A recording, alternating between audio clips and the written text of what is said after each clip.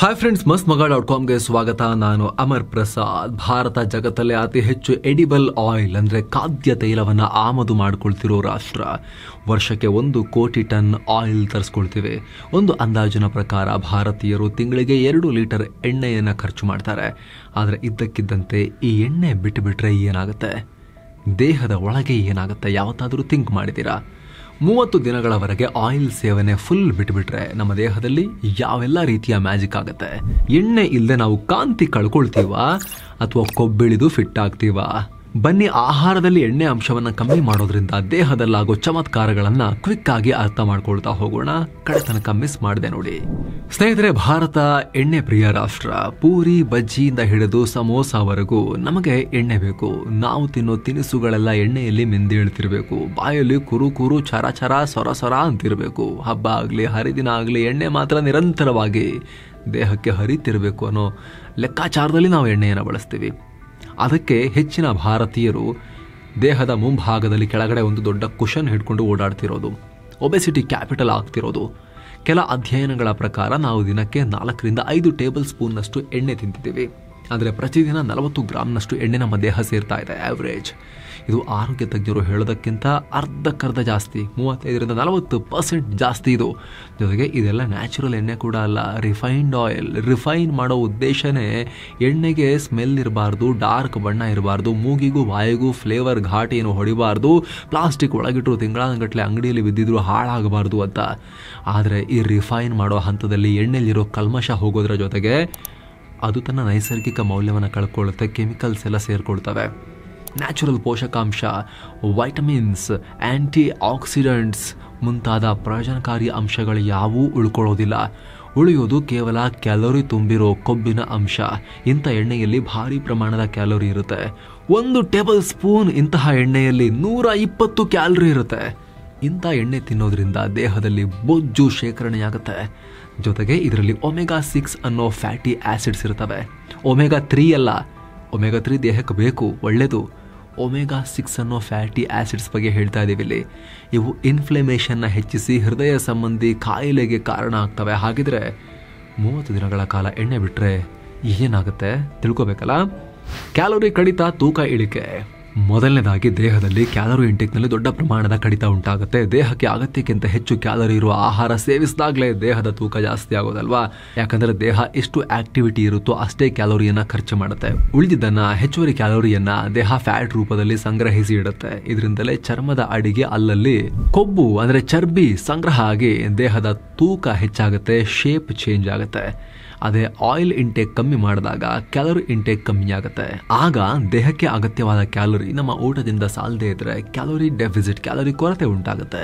ಆಗ ಫ್ಯಾಟ್ ರೂಪದಲ್ಲಿ ಸಂಗ್ರಹವಾದ ಇದೇ ಎನರ್ಜಿಯನ್ನು, ಚರ್ಬಿಯನ್ನು ಕೆಲಸ ಮಾಡುವಂಥ ದೇಹ ಯೂಸ್ ಮಾಡಿಕೊಂಡು ಕರಗಿಸುತ್ತೆ. ಇದರಿಂದ ಫ್ಯಾಟ್ ಕರಗಿ ತೂಕ ಇಳಿಕೆಯಾಗುತ್ತೆ. ಆಯಿಲಿ ವಸ್ತು ತಿನ್ನಲ್ಲ ಅಂತ ಡಿಸೈಡ್ ಮಾಡಿದ್ರೆ ಫಾಸ್ಟ್ ಫುಡ್ ಸೇರಿದಂತೆ ಹಲವು ಪ್ರಾಸೆಸ್ಡ್ ಫುಡ್ಡನ್ನು ಕೂಡ ನೀವು ನಿಮ್ಮ ಡಯಟ್ನಿಂದ ಎಲಿಮಿನೇಟ್ ಮಾಡಿದಂಗೇನೆ ಒಂದೇ ಏಟಲ್ಲಿ ಹಲವು ದುಷ್ಟ ಹಕ್ಕಿಗಳನ್ನು ಹೊಡಿಬೋದು. ಇದು ಕೂಡ ತೂಕ ಇಳಿಕೆ ಕಾರಣ ಆಗುತ್ತೆ. ಹೃದಯದ ಆರೋಗ್ಯಕ್ಕೂ ಒಳ್ಳೆಯದು. ಹೆವಿ ಆಯಿಲ್ ಫುಡ್ ತಿನ್ನೋದ್ರಿಂದ ಬ್ಲಡ್ ಲಿಪಿಡ್ ಪ್ರೊಫೈಲ್ ಮೇಲೆ ಪರಿಣಾಮ ಆಗುತ್ತೆ. ಬ್ಲಡ್ ಲಿಪಿಡ್ ಪ್ರೊಫೈಲ್ ಅಂದರೆ ರಕ್ತದಲ್ಲಿರೋ ವಿವಿಧ ಬಗೆಯ ಫ್ಯಾಟ್ಗಳ ಒಂದು ಟೆಸ್ಟ್. ಇದರಿಂದ ರಕ್ತದಲ್ಲಿ LDL, HDL ಮತ್ತು VLDL ಕೊಲೆಸ್ಟ್ರಾಲ್ಗಳ ಪ್ರಮಾಣ ಎಷ್ಟಿದೆ ಅನ್ನೋದು ಗೊತ್ತಾಗುತ್ತೆ. ಈ ಕೊಲೆಸ್ಟ್ರಾಲ್ಗಳ ಪೈಕಿ LDL ಮತ್ತು VLDL ಬ್ಯಾಡ್ ಕೊಲೆಸ್ಟ್ರಾಲ್ ಆಗಿದ್ದಾವೆ. ರಕ್ತನಾಳಗಳಲ್ಲಿ ಬ್ಲಾಕೇಜ್ ಕ್ರಿಯೇಟ್ ಮಾಡುವ ಇವುಗಳೇ. ಅದೇ HDL ಒಳ್ಳೆ ಕೊಲೆಸ್ಟ್ರಾಲ್. ರಕ್ತದಲ್ಲಿರೋ LDL ಕೊಲೆಸ್ಟ್ರಾಲ್ ಪ್ರಮಾಣ ಕಮ್ಮಿ ಮಾಡುವಲ್ಲಿ ಅದು ಸಹಕಾರಿಯಾಗುತ್ತೆ. ಹೀಗಾಗಿ ಎಣ್ಣೆ ಸೇವನೆ ಕಮ್ಮಿ ಮಾಡೋದ್ರಿಂದ LDL ಮತ್ತು VLDL ನಂತಹ ಬ್ಯಾಡ್ ಕೊಲೆಸ್ಟ್ರಾಲ್ ಪ್ರಮಾಣ ಕಮ್ಮಿಯಾಗಿ ಹೃದಯದ ಆರೋಗ್ಯ ಚೆನ್ನಾಗಿರುತ್ತೆ.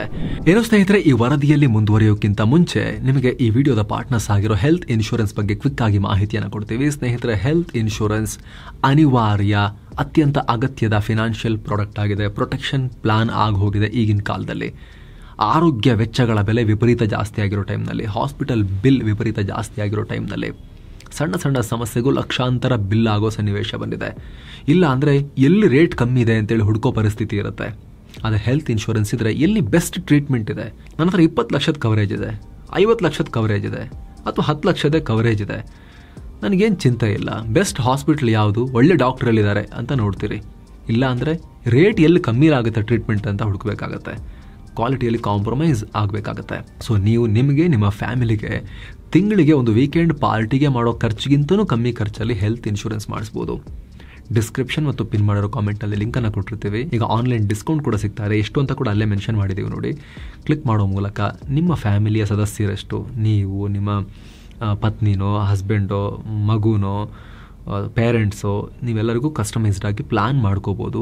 ನಿಮ್ಮ ರಿಕ್ವೈರ್ಮೆಂಟಿಗೆ ತಕ್ಕಂತೆ ಕವರೇಜ್ ತೊಗೋಬೋದು.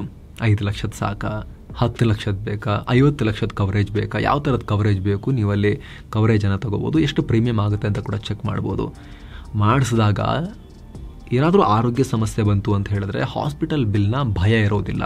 ಲೈಫ್ ಸೇವಿಂಗ್ಸ್ ಎಲ್ಲ ಬಿಲ್ಗೆ ಕಿತ್ಕೊಂಡು ಹೋಗುತ್ತೆ, ಸಾಲ ಮಾಡಬೇಕಾಗಿ ಬರುತ್ತೆ ಅನ್ನೋ ಆತಂಕ ಇರೋದಿಲ್ಲ. ಅದೇ ಕಾರಣಕ್ಕೆ ಹೆಲ್ತ್ ಇನ್ಶೂರೆನ್ಸನ್ನು ಅತ್ಯಂತ ಎಸೆನ್ಷಿಯಲ್ ಪ್ರೊಟೆಕ್ಷನ್ ಪ್ಲಾನ್ ಅಂತ ಗುರುತಿಸೋದು. ಇನ್ನೂ ಯಾರೆಲ್ಲ ಮಾಡಿಸಿಲ್ಲ ಅವರು ಆಸಕ್ತರು ಡಿಸ್ಕ್ರಿಪ್ಷನ್ ಮತ್ತು ಪಿನ್ ಮಾಡಿರೋ ಕಾಮೆಂಟನ್ನು ಮಿಸ್ ಮಾಡದೆ ಚೆಕ್ ಮಾಡಿ ಅಂತ ಹೇಳ್ತಾ ಬನ್ನೀಗ ವರದಿಯಲ್ಲಿ ಮುಂದುವರಿಯೋಣ. ಡಯಾಬಿಟಿಸ್ ರಿಸ್ಕ್ನಿಂದ ದೂರ, ಕ್ಯಾಲೋರಿ, ಕಾರ್ಬೋಹೈಡ್ರೇಟ್ ಹೀಗೆ ಏನೇ ತಿಂದರೂ ಅದರಲ್ಲಿರೋ ಶುಗರ್ ಅಂಶವನ್ನು ಎನರ್ಜಿಗೆ ಕನ್ವರ್ಟ್ ಮಾಡೋಕೆ ಇನ್ಸುಲಿನ್ ಬೇಕೇ ಬೇಕು. ಪ್ಯಾಂಕ್ರಿಯಾಸ್ನಲ್ಲಿರೋ ಬೀಟಾ ಸೆಲ್ಗಳು ಈ ಇನ್ಸುಲಿನ್ ಉತ್ಪಾದಿಸ್ತವೆ. ಎಣ್ಣೆ ಸೇವನೆ ಕಮ್ಮಿ ಮಾಡೋದ್ರಿಂದ, ರಿಫೈನ್ಡ್ ಫ್ಯಾಟ್ ಸೇವನೆ ಕಮ್ಮಿ ಮಾಡೋದ್ರಿಂದ ಇವುಗಳಿಗೆ ಓವರ್ಲೋಡ್ ಸ್ವಲ್ಪ ಕಮ್ಮಿ ಆಗುತ್ತೆ. ಇನ್ಸುಲಿನ್ ಸೆನ್ಸಿಟಿವಿಟಿ ಚೆನ್ನಾಗಾಗುತ್ತೆ. ಟೈಪ್ 2 ಡಯಾಬಿಟೀಸ್ ಸಾಧ್ಯತೆ ಕಮ್ಮಿ ಆಗುತ್ತೆ. ಜೀರ್ಣಕ್ರಿಯೆಗೆ ಸಹಕಾರಿ. ಆಯಿಲಿ ಫುಡ್ ಅತಿಯಾಗಿ ತಿಂದಾಗ ಜೀರ್ಣಕ್ರಿಯೆ ಸರಿಯಾಗಿ ಆಗೋದಿಲ್ಲ, ಹೊಟ್ಟೆ ತುಂಬಿಸಿ ಇಟ್ಟಂಗೆ ಆಗ್ತಾ ಇರುತ್ತೆ. ಈ ಆಹಾರಗಳು ಜೀರ್ಣವಾಗೋಕೆ ತುಂಬ ಹೊತ್ತು ತಗೊಳುತ್ತೆ. ಇದರಲ್ಲಿರೋ ಹೆವಿ ಫ್ಯಾಟನ್ನು ಬ್ರೇಕ್ ಡೌನ್ ಮಾಡಿ ಅಬ್ಸಾರ್ಬ್ ಮಾಡ್ಕೊಳ್ಳೋಕೆ ದೇಹಕ್ಕೆ ಜಾಸ್ತಿ ಹೊತ್ತು ಹಿಡಿಯುತ್ತೆ.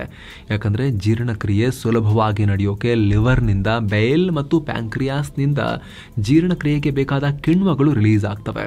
ಆಯಿಲಿ ಫುಡ್ಗಳನ್ನು ಜೀರ್ಣ ಮಾಡೋಕೆ ಹೆಚ್ಚು ಬೈಲ್ ಮತ್ತು ಕಿಣ್ವಗಳ ಅಗತ್ಯತೆ ಇರುತ್ತೆ. ಇದರಿಂದ ಈ ಅಂಗಗಳ ಮೇಲೆ ಹೆಚ್ಚಿನ ಪ್ರೆಷರ್ ಉಂಟಾಗುತ್ತೆ. ಹೀಗಾಗಿನೇ ಜೀರ್ಣಕ್ರಿಯೆ ಸ್ಲೋ ಆಗುತ್ತೆ. ಇದರಿಂದ ಹೊಟ್ಟೆ ಉಗುರಿಸೋದು, ಗ್ಯಾಸ್ಟ್ರಿಕ್, ಹೊಟ್ಟೆ ನೋವಿನಂಥ ಸಮಸ್ಯೆ ಬರೋದು. ಆದರೆ ಎಣ್ಣೆ ಸೇವನೆ ಬಿಟ್ಟುಬಿಟ್ರೆ ಇದೆಲ್ಲ ಈಸಿಯಾಗುತ್ತೆ, ಹೊಟ್ಟೆ ಚೆನ್ನಾಗಾಗತ್ತೆ. ಮಲಬದ್ಧತೆ ಸಮಸ್ಯೆಗೆ ಪರಿಹಾರ. ಹೆಚ್ಚು ಆಯಿಲಿ ಫುಡ್, ರಿಫೈನ್ಡ್ ಫ್ಯಾಟ್ ಸೇವಿಸೋರಲ್ಲಿ ಮಲಬದ್ಧತೆ ಸಮಸ್ಯೆ ಇರುತ್ತೆ. ಬೆಳಗ್ಗೆ ಟಾಯ್ಲೆಟ್ಗೆ ಹೋಗೋಕೆ ತುಂಬ ಕಷ್ಟ ಆಗುತ್ತೆ ಅವರಿಗೆ. ಎಷ್ಟೋ ಜನಕ್ಕೆ ರಕ್ತವೂ ಕೂಡ ಹೊರಟು ಹೋಗ್ಬಿಡುತ್ತೆ. ಇದಕ್ಕೆ ಕಾರಣ ಸ್ಲೋ ಡೈಜೆಷನ್. ಜೀರ್ಣಕ್ರಿಯೆ ವೇಳೆ ಸಣ್ಣ ಕರುಳಿನಲ್ಲಿ ದೇಹ ನ್ಯೂಟ್ರಿಷನನ್ನು ಅಬ್ಸಾರ್ಬ್ ಮಾಡಿಕೊಂಡ್ರೆ ದೊಡ್ಡ ಕರುಳಿಗೆ ಆಹಾರ ಬರುವಾಗ ಅದರಲ್ಲಿರೋ ನೀರಿನ ಅಂಶವನ್ನು ಹೀರ್ಕೊಳ್ಳುತ್ತೆ. ಅದೇ ಆಯಿಲಿ ಆಹಾರ ಜೀರ್ಣಕ್ರಿಯೆ ಸ್ಲೋ ಆಗುವಂತೆ ಮಾಡುತ್ತೆ. ಹೀಗಾಗಿ ಆಹಾರ ಸ್ಲೋ ಆಗಿ ಪಾಸ್ ಆಗುತ್ತೆ. ಇದರಿಂದ ಅದರಲ್ಲಿರೋ ನೀರಿನ ಅಂಶ ಹೆಚ್ಚು ಅಬ್ಸಾರ್ಬ್ ಆಗುತ್ತೆ. ಇದರಿಂದ ಮಲಬದ್ಧತೆ ಉಂಟಾಗುತ್ತೆ, ಟ್ರಾಫಿಕ್ ಜಾಮ್ ಉಂಟಾಗುತ್ತೆ ಒಳಗಡೆ. ಆಯಿಲಿ ಫುಡ್ ಸೇವಿಸೋದು 1 ತಿಂಗಳ ಕಾಲ ಬಿಟ್ಬಿಟ್ರೆ ಈ ಸಮಸ್ಯೆನೂ ತುಂಬ ಸುಧಾರಿಸುತ್ತೆ. ಗುಡ್ ಬ್ಯಾಕ್ಟೀರಿಯಾಗಳಿಗೆ ಖುಷಿ. ಮನುಷ್ಯನ ಹೊಟ್ಟೆಯಲ್ಲಿ ಲಕ್ಷಾಂತರ ಸೂಕ್ಷ್ಮಾಣು ಜೀವಿಗಳಿರ್ತವೆ. ಬ್ಯಾಕ್ಟೀರಿಯಾ, ವೈರಸ್, ಫಂಗೈ ಹೀಗೆ. ಇವುಗಳು ಜೀರ್ಣಕ್ರಿಯೆಗೆ, ರೋಗ ನಿರೋಧಕ ಶಕ್ತಿಗೆ ತುಂಬ ಇಂಪಾರ್ಟೆಂಟ್. ಆದರೆ ಆಯಿಲಿ ಫುಡ್ ಸೇವನೆ ಜಾಸ್ತಿ ಆದರೆ ಇವುಗಳಿಗೆ ಡ್ಯಾಮೇಜ್ ಆಗುತ್ತೆ. ಬದಲಿಗೆ ಕೆಟ್ಟ ಸೂಕ್ಷ್ಮಾಣು ಜೀವಿಗಳ ಸಂಖ್ಯೆ ಜಾಸ್ತಿ ಆಗುತ್ತೆ. ಹೀಗಾಗಿ ಆಯಿಲಿ ಫುಡ್ ಬಿಡೋದ್ರಿಂದ 1 ತಿಂಗಳಲ್ಲಿ ಹೊಟ್ಟೆಯ ಗಟ್ ಬ್ಯಾಕ್ಟೀರಿಯಾಗಳು ಒಳ್ಳೆ ಕಾಲ ಬಂತು, ಕೆಟ್ಟ ಕಾಲ ಹೋಯ್ತು, ಸುನಾಮಿ ಬಂದು ಹೋಯ್ತು, ಈಗ ಒಳ್ಳೆ ಕಾಲ ಅನ್ನೋ ರೀತಿಯಲ್ಲಿ ನೆಮ್ಮದಿಯ ಜೀವನ ನಡೆಸೋಕೆ ಮತ್ತೆ ಶುರು ಮಾಡ್ತವೆ. ಅವು ನೆಮ್ಮದಿಯ ಜೀವನ ನಡೆಸಿದ್ರೆ ನಿಮ್ಮ ಹೊಟ್ಟೆ ಕೂಡ ನೆಮ್ಮದಿಯಾಗಿರುತ್ತೆ. ನಿಮ್ಮ ಹೊಟ್ಟೆ ಚೆನ್ನಾಗಿದ್ರೆ ನೀವು ಕೂಡ ನೆಮ್ಮದಿಯಾಗಿರ್ತೀರಾ.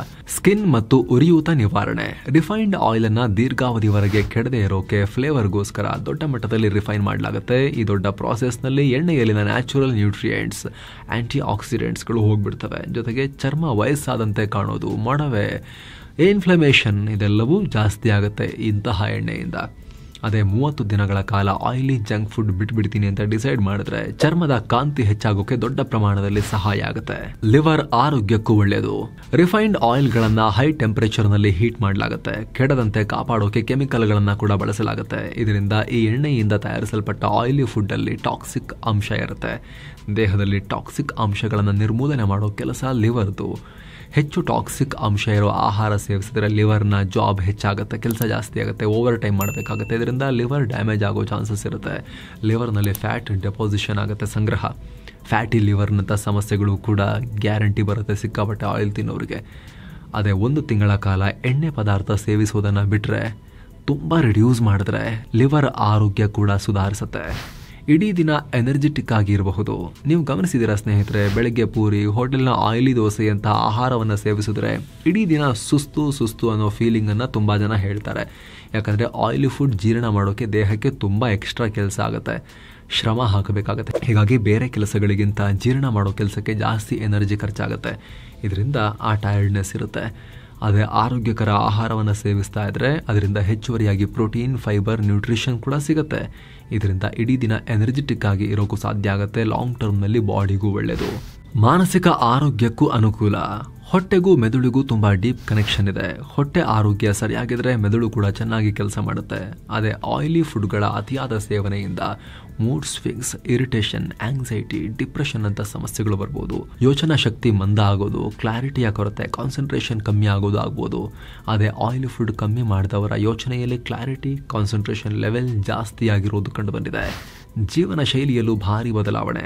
ಆಯಿಲಿ ಫುಡ್ ಅಥವಾ ಪ್ರಾಸೆಸ್ಡ್ ಫುಡ್ ಬಳಕೆ ಮಾಡಿದ್ರೆ ಆರೋಗ್ಯಕರ ಆಹಾರ ಸೇವನೆ ಹೆಚ್ಚಾಗಿ ಆಗುತ್ತೆ. ನ್ಯಾಚುರಲ್ ಆಗಿ ಆಯಿಲಿ ನಾವು ತುಂಬ ರಿಡ್ಯೂಸ್ ಮಾಡ್ತೀವಿ ಅಂತ ಹೊರಟಾಗ ದೊಡ್ಡ ಪ್ರಮಾಣದಲ್ಲಿ ಜಂಕನ್ನು ರಿಡ್ಯೂಸ್ ಮಾಡಲೇಬೇಕಾಗತ್ತಲ್ಲ.